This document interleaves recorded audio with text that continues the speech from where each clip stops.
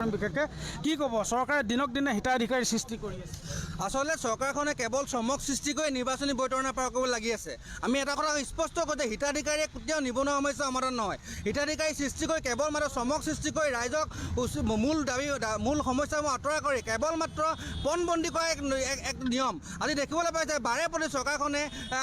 অৰুণোদয় আঁচনি বা অন্যান্য আঁচনি কৰি হিতাধিকাৰী সৃষ্টি কৰি আছে এতিয়া শেহতীয়াভাৱে 2 লাখ টকা কৰি দিছে কিন্তু চৰকাৰখনে উদ্যোগীকৰণৰ ক্ষেত্ৰত কিন্তু কোনো ব্যৱস্থা গ্ৰহণ কৰা নাই আজি প্ৰত্যেকটো বছৰে আজি কটন ইউনিভাৰ্চিটি গুৱাহাটী ইউনিভাৰ্চিটি বা বিভিন্ন ইউনিভাৰ্চিটি বা শিক্ষাগতৰ পৰা লাখ লাখ নিবনুৱা সংখ্যা বৃদ্ধি হৈ আছে এই নিবনুৱাসকলক উদ্যোগীকৰণৰ ক্ষেত্ৰত কিন্তু যিদৰে চৰকাৰখনে উদগনি যোগাব লাগিছিলে সেই ক্ষেত্ৰত কিন্তু তেখেতলোকে সম্পূৰ্ণ ব্যৰ্থ হৈছে তাৰপিছতে কেৱল মাত্ৰ হিন্দু মুছলমান ৰাজনীতি কৰিছে বিভ্ৰান্তিমূলক ৰাজনীতি কৰিছে গোষ্ঠীগত সংঘ কৰাৰ লগৰ কাৰণে চেষ্টা কৰি হিমন্ত বিশ্ব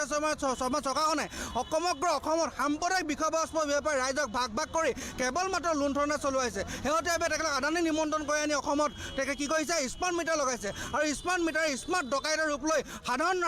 সৰ্বসাধাৰণ ৰাইজৰ পকেটৰ পৰা কিদৰে লাখ লাখ টকা লুণ্ঠন কৰি আছে সেয়া সকলো অৱগত হৈছে সমগ্ৰ অসমবাসী ৰাইজে স্মাৰ্ট মিটাৰসমূহ খুলি এতিয়া বিভিন্ন প্ৰতিবাদ সাব্যস্ত কৰিছে তাৰপিছতো দুখীয়া সাধাৰণ ৰাইজৰ কথা এইখন চৰকাৰে কিয় হৃদয়ংগম কৰা নাই মুখ্যমন্ত্ৰীজনে খিলঞ্জীয়া কথা কয় কিন্তু খিলঞ্জীয়া কথা কৈ তেখেতে নিৰ্বাচনী বৈতৰণা পাই ক'বলৈ লয় কিন্তু দুখীয়া ৰাইজৰ কথাখিনি বুজি নাপায় আজি আমি তেখেতক অনুৰোধ জনাইছোঁ যে আপোনালোকৰ দলৰ মন কি বাত আমি শুনি থাকোঁ কিন্তু আমাৰ মন কি বাত আপোনালোকে শুনি পেলানি আমি স্মাৰ্ট মিটাৰ বন্ধ কৰি আগৰ পুৰণা মিটাৰসমূহ লগাই আমাক ৰেহাই দিয়ক সেয়ে আপোনালোক আজি প্ৰতিবাদ কাৰ্য অনুৰোধ জনাইছোঁ বহিৰাগতৰ লগতে খিলঞ্জীয়াক কি কয় উচ্ছেদ কৰিছে সেইটো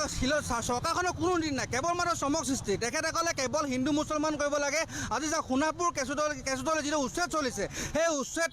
উচ্ছেদ চলি থকা সময়ছোৱাত তাত ম্যাদী পট্টা থকা মানুহৰো উচ্ছেদ চলাইছে বা তাত তেখেতসকলে ভাৰতীয় মূলৰ লোকসকলে উচ্ছেদ চলাইছে উচ্ছেদৰ সম্পূৰ্ণ নীতি নিয়ম উলংঘা কৰে যিটো কাৰণে উচ্চতম ন্যায়ালয়ে তেখেত ধমক দিবলগীয়া হৈছে আজি বিষয়ে তলব কৰিছে তেখেতসকলক এই সকলোবোৰ কথা কালে কেৱল মাত্ৰ চমক সৃষ্টি কৰিবৰ কাৰণে এচাম লাগি আছে আৰু সেই চাম যি তৃতীয় পক্ষই সেই মানুহসকলক আজি ট্ৰাইবেল বেল্টন ব্লকৰ মাটি বা ৰিজাৰ্ভৰ মাটি যিসমূহ জনগোষ্ঠী বেষ্টনী মাটি সেই মাটিসমূহ কিদৰে বিক্ৰী কৰিলে কোনে বিক্ৰী কৰিলে সেই দালাল চক্ৰক কিন্তু উৎখাত কৰিবলৈ সক্ষম হোৱা নাই আজি হিমন্ত বিশ্ব অনুৰোধ জনাইছোঁ যে অতি শীঘ্ৰে যিসকল লোকে সৰ্বসাধাৰণ ৰাইজক